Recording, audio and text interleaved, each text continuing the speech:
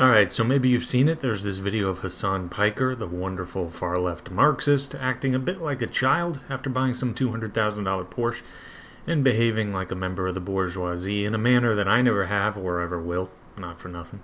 But obviously the hypocrisy here is off the charts for a few reasons. And not just hypocrisy, there's also a great deal of inconsistency in the logic of those who are defending Hassan Piker here. So I'm going to go through that real quick. So right off the bat, I was under the impression that wealth inequality was a big issue to leftists and to those who are fans of Hassan Piker. I find it a little odd that Piker is being completely ostentatious and flaunting more wealth than your average person ever will have here, and his supporters are rushing to his defense. Now, it was obviously brought up that considering he claims to be a massive advocate for workers' rights, the lower and middle class, the struggling laborer, he could have, instead of spending this money on something that Hassan Piker fans themselves would say you don't need, if it was someone doing this that they didn't like, well, he could have instead used that money to help out a struggling family, or sell his $1 million+ home too, and help out maybe a few hundred families. He could have done that, but he chose not to. Now, I don't mind. It's his own money to do with as he pleases. But you can't be a leftist and a supporter of the rhetoric that exits this guy's mouth on a regular basis and defend him on this. If you want to be consistent in any way, you can't do it. Well, I saw a few people saying, yeah, but it seems like a lot of money, but really it's still just a drop in the bucket compared to how much poverty we have, so on and so forth.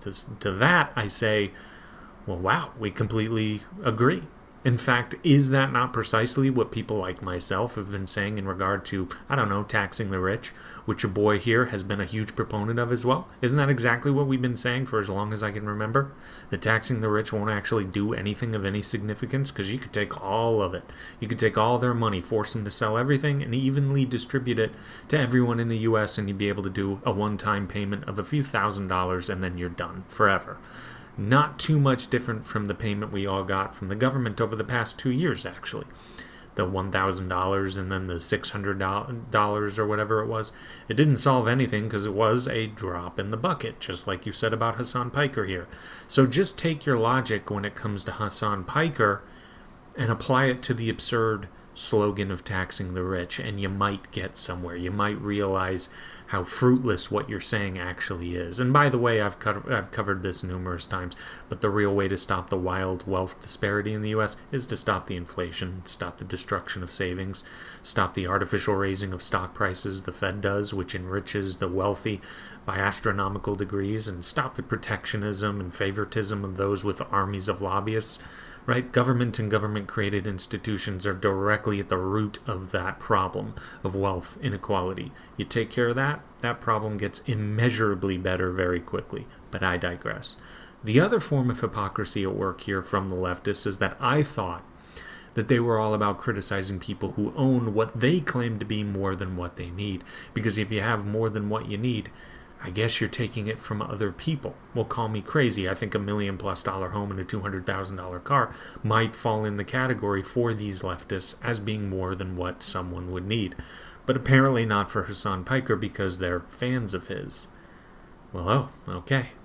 I did not know your standards could disintegrate so easily, because aren't Hassan Piker fans at least scratching their heads a little bit and saying, geez, isn't this kind of the very thing that, given all our rhetoric, is nothing but grotesque to us?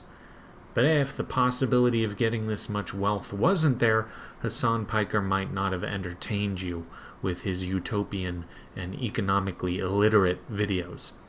And I guess you just can't have that, can you?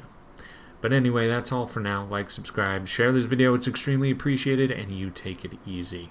Oh, and you can probably take off that mask.